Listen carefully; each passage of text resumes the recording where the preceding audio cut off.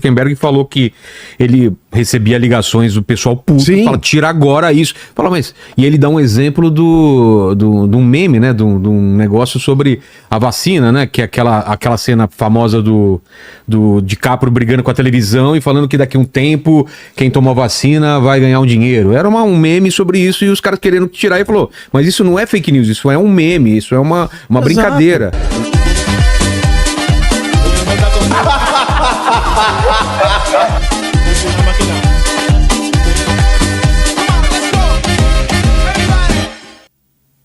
Aí, no Brasil, a exemplo do que a Meta... Só para contextualizar, o Zuckerberg falou que ele recebia ligações do pessoal puto, fala, tira agora isso. Fala, mas... E ele dá um exemplo de um meme, né? De um negócio sobre a vacina, né? Que é aquela cena famosa do DiCaprio brigando com a televisão e falando que daqui a um tempo quem tomou a vacina vai ganhar um dinheiro. Era um meme sobre isso e os caras querendo tirar e falou, mas isso não é fake news, isso é um meme, isso é uma brincadeira.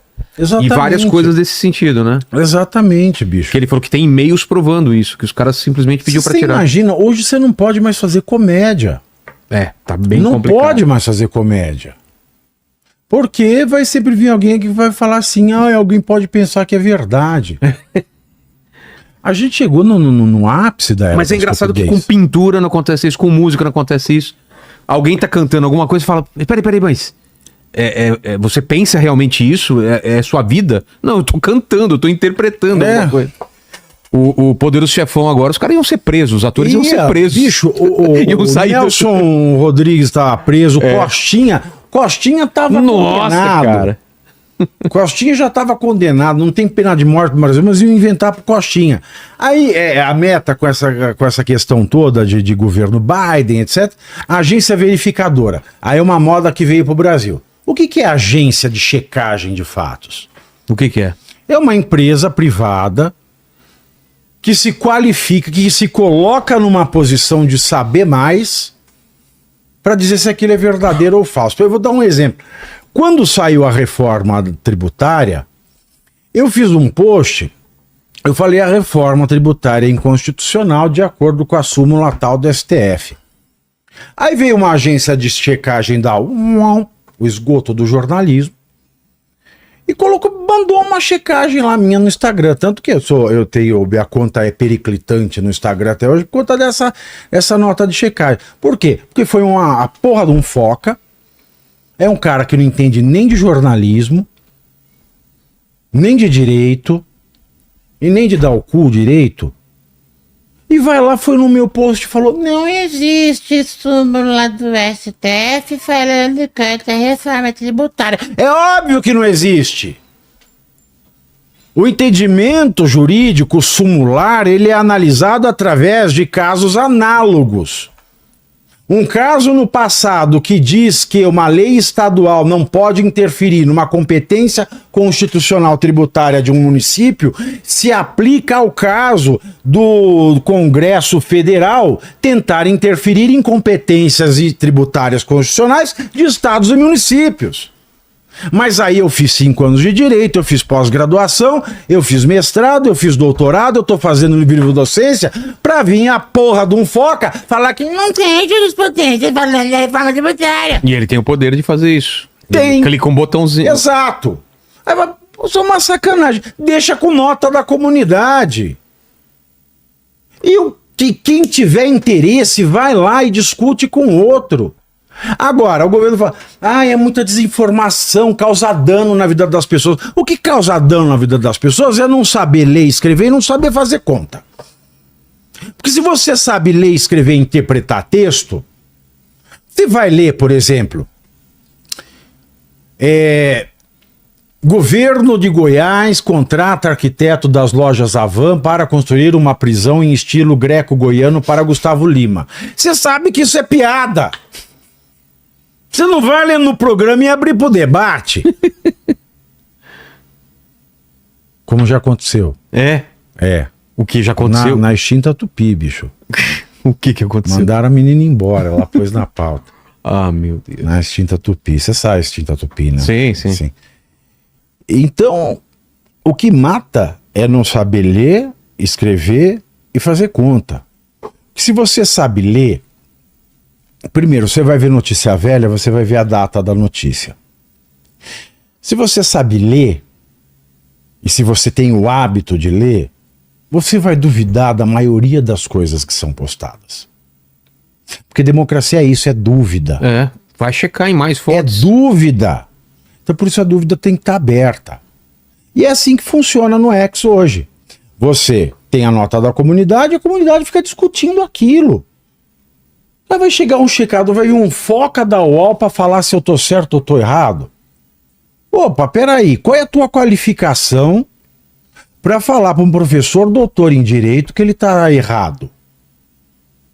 A minha qualificação é 3º ano de jornalismo na USP. Não é assim que a banda toca. O mundo científico, ele não é um castelo de verdades. Ele é um castelo de método de teste daquilo que é verdadeiro, com a tentativa de derrubar aquilo que é verdadeiro. A ciência, ela tenta derrubar a todo momento a tese verdadeira para que ela se prove verdadeira. E quando ela cai, algo mais robusto surge. Sempre. A ciência é o debate incessante. É. Não existe verdade, existe o verdadeiro. Então a agência de checagem, ela mata o verdadeiro, ela mata a discussão, ela mata a dúvida, ela mata o debate para impor uma verdade como as religiões impõem qualquer dogma. E isso não é compatível com democracia, com o Estado laico que esse povo que tanto fala. Um Estado laico!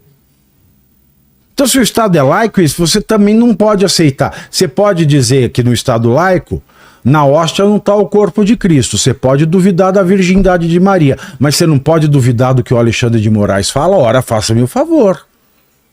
Ou o Estado é laico, ou ele não é. Ou o Estado é democrático, ou ele não é. Da mesma maneira que não tem meia grávida. Mas você vê uma escalada disso daí, que as coisas estão escalando ou elas estão diminuindo? No Brasil? É, no Brasil. Nós estamos numa escalada louca. A gente está saindo da ditadura enrustida para a ditadura louca. Para a ditadura louca.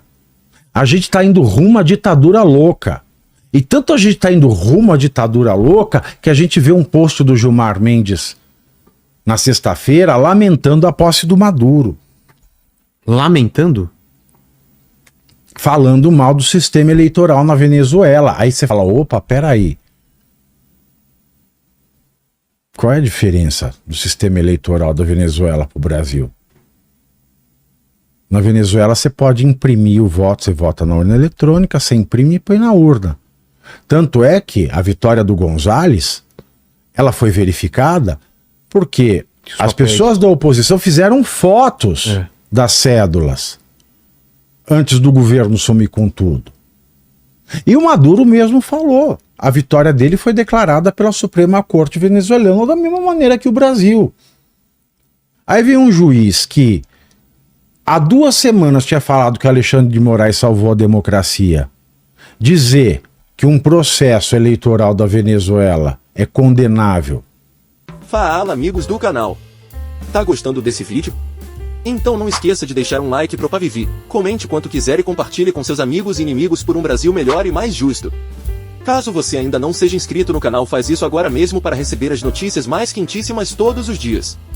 Não saia daí que o melhor deste vídeo vem agora. Você já não começa a entender mais, o sinal começou a ficar contraditório.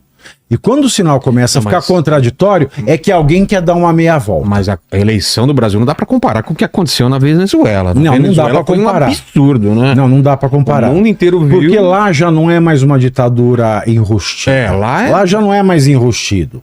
Lá é escancarado. Escancarado É escancarado. Aqui é enrustido. Aqui é enrustido de que forma? Como se deu a fraude no processo eleitoral brasileiro? Através da urna? Não sei, não entendo de urna, não sou técnico. Não tenho capacidade nenhuma para falar. O que eu tenho capacidade para falar? A eleição brasileira de 2022 foi fraudada do começo ao fim pelo ministro Alexandre de Moraes e os colegas do TSE. Por que eu digo isso? Por conta da lei. Vai no site do planalto.gov.br Vai no Código Eleitoral. O que diz o Código Eleitoral? O Código Eleitoral diz que o Tribunal Superior Eleitoral, TSE, só pode emitir resoluções para as eleições daquele ano até o dia 5 de março. Está escrito na lei lá, tem a data. Até 5 de março do ano da eleição. Está escrito na lei, é só ler. E o que aconteceu? O que aconteceu é que no dia 20 de outubro do ano da eleição, o TSE fez uma resolução que regeu a eleição presidencial de 2022. E foi? A resolução de 20 de outubro de 2022, através da qual Alexandre de Moraes mandava os ofícios suspendendo temporariamente direitos e garantias fundamentais. Agora, se você me provar que 20 de outubro de 2022 veio antes no calendário que 3 de março de 2022, De repente, eu tô errado. De repente pode ser isso. Aí eu hein? tô errado, eu reconheço. Às vezes o calendário tá errado.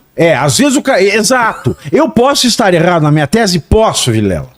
Mas me prova que 20 de outubro de 2024 veio antes que 5 de março de 2020 de outubro de 2022 veio antes de 5 de março de 2022.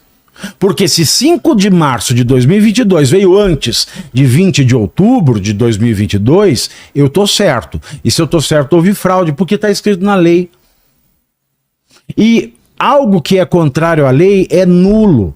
Portanto, é uma eleição passível de anulação jurídica, porque houve fraude. Fraude a quê? Fraude à lei, fraude ao processo legal. Mas alguém propôs essa anulação?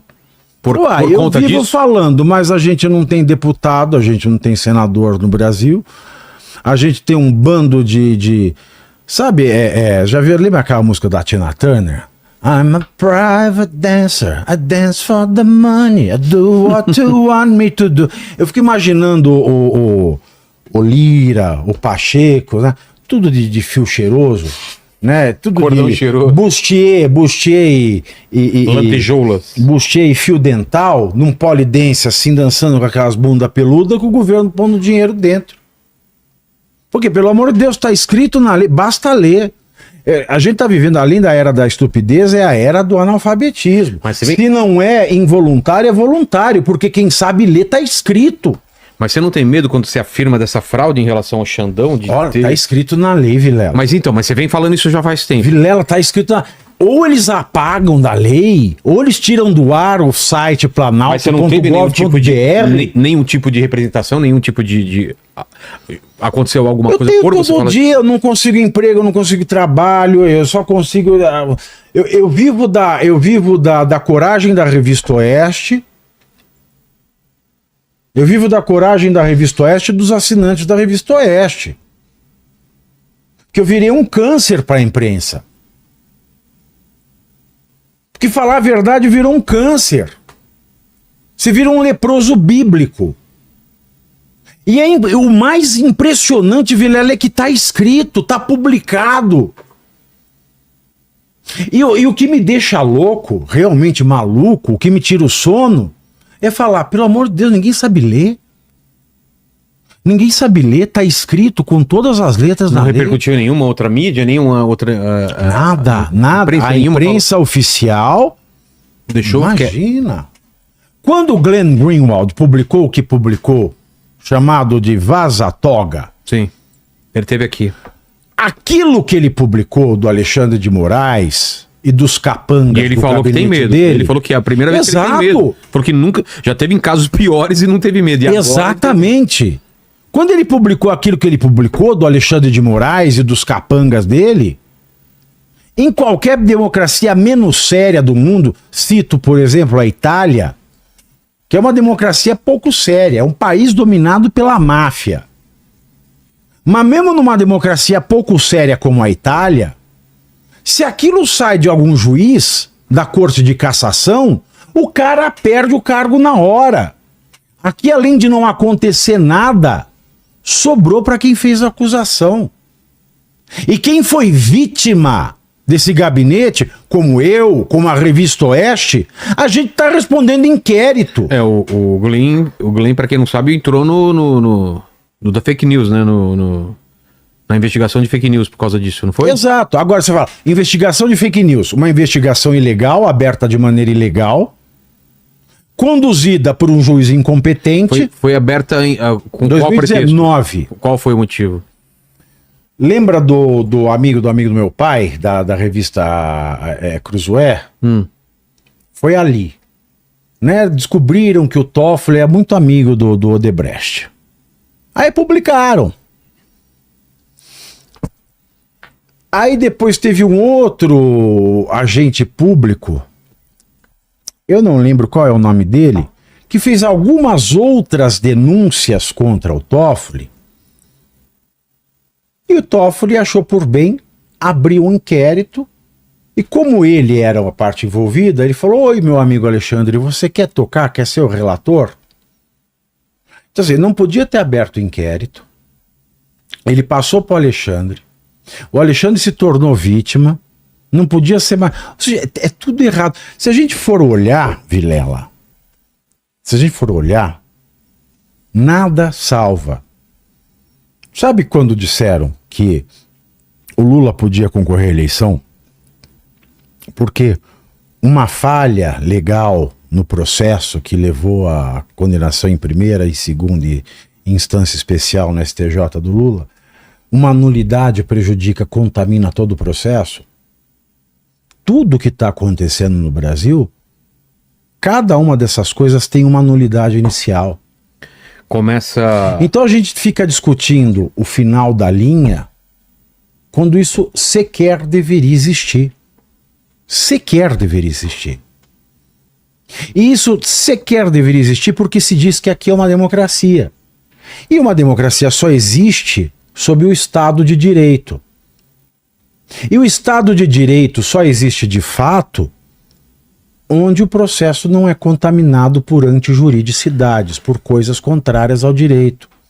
Então uma coisa que nasce errada, de acordo com o direito, não tem validade jurídica. E se não há validade jurídica, não é democrático. Nós estamos vivendo a loucura das loucuras. Aí vem a AGU e pergunta para a Meta como é que ela vai cumprir a lei. Eu falo, eu fico aqui sonhando. Pô, mas fico sonhando. Imagina se tivesse um homem com 2 bolas no saco no Senado ou na Câmara Federal. Imaginando que o Brasil tivesse um só homem no Congresso. E ele oficiasse a AGU perguntando como é que ela vai cumprir a lei. Já que ela tem um advogado-geral que não cumpre o requisito constitucional para ser advogado-geral, e perguntando para a AGU por que ela está pedindo providências de algo que não lhe compete. Mas a gente olha o torto, a gente olha o esfarrapado, a gente olha o ilegal, o inconstitucional, a gente olha o antidemocrático e trata com naturalidade. E eu vejo colegas do direito, gente bem formada, gente que não é burra, mas gente que ganha com isso, fazendo a defesa. E quando esse pessoal que faz parte de uma elite intelectual jurídica defende, ganhando muito dinheiro com isso, muito dinheiro, existe uma grande massa de estudantes, de pessoas que acabam caindo nisso. Porque ao invés delas irem até o planalto.gov.br, lerem o que eu falei para ler, elas preferem dar ouvidos à autoridade, que está ganhando dinheiro e ela não, enquanto bastaria ela ler. Então, enquanto a gente não sair dessa pasmaceira do analfabetismo, a gente vai achar que nós estamos vivendo a ditadura da democracia, como uma louca publicou na Folha de São Paulo domingo. O que ela escreveu? A ditadura da liberdade. O quê? É o título. E você aí já está preparado para ter todos os argumentos para dizer que Marx não foi um cara legal, para dizer que o comunismo não é um lugar para diversidade, para desmontar essa grande fake news histórica da esquerda, que é repetida por nossos professores de história, de geografia, de sociologia, que é repetida nas universidades, que é repetida nos livros. Está preparado para dizer por que Marx não era um cara legal e por que todo marxista raiz também não é, e porque o comunismo é terrível. Você já leu nos anais de Marx? Pois é, aqui nesse livro você vai encontrar tudo o que você precisa saber para responder aquele sabichão que diz que Marx é um cara legal, pois não é. Leia agora, nos Anais de Marx, a trolha do comunismo transviado para encaçapar idiotas. À venda em todas as livrarias do Brasil, pelo site ou nas lojas físicas. Não deixe de ler.